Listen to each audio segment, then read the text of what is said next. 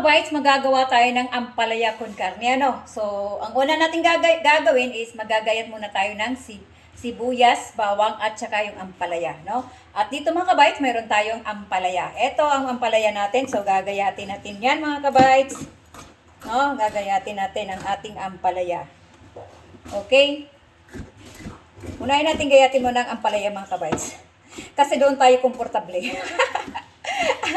Isunod na natin ang ating sibuyas at bawang. So, kukuha muna tayo ng pinggan dito na side, no? Mayroon akong pinggan dito na side. Yan. Yan. At yan mga kabites. And then isunod natin ang ating bawang mga kabites. At may bawang tayo dito.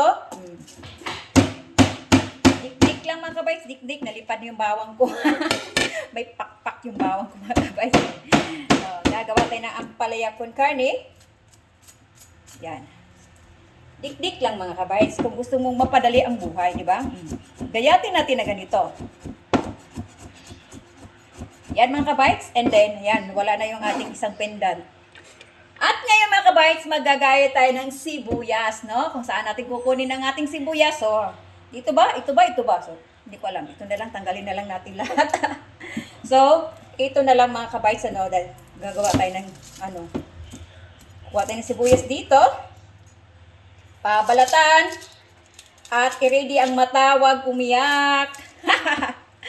Huwag kayong umiyak. Huwag kang umiyak. Huwag kang umiyak. Diba? Tapos ito mga kabites, gayatin. Gayatin na ganyan. Nag-enjoy ako magayat mga kabites. Parang gusto kong gayatin lahat. At ngayon mga kabites, punta tayo sa ating karne. Okay? Wait lang. Kunin natin ang karne natin mga kabites. At ito na mga kabites, ang ating karne. So hihiwain na natin yan mga kabites. Ang aking kutsilyo mga kabites, medyo purol pa. Oh my God, mas matulis pa ang tinggil ko nito. Joke lang. Oo nga mga kabites, ang aking kutsilyo mga kabites is napaka-purol. No? Parang gusto ko na hasain dyan sa lamesa kong yan. Alam niyo mga kabites, ang hasaan ko nitong aking kutsilyo mga kabites, yung lamesa lang na sa likod kong mga kabites. Diyan lang ako naghahasa, no? Diyan lang ako naghahasa ng aking mga, parang mali yata yung cut ko. nadala yata ako sa tuking-tuking ng video na to. Yan, gusto ko kasi ganito ang cut, yung parang, yung parang, pork bistik na cut, yun, ganun. Yun ang gusto ko sa, kapag magluto ako ng ampalaya con carne, yun ang gusto kong cut, yung pang pork bistik. And then, kapag magluto din ako ng, yung tawag noon, yung pork with broccoli, yan, ganun yan. Gusto ko ganun mga cut nila, yung maninipis na malalapad, yun ang gusto kong cut, no?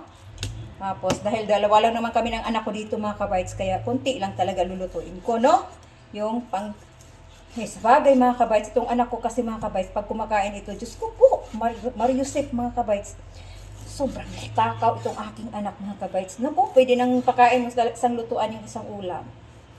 Ayan mga kabites. At gagayatin lang natin ang gagayatin, no? Nipis lang yan, manipis lang. Yan, malapit na tayong matapos. Yan yun yung aking mga kabites, sa aking sangkalan mga kabites, at talagang ganyan talaga kulay yun.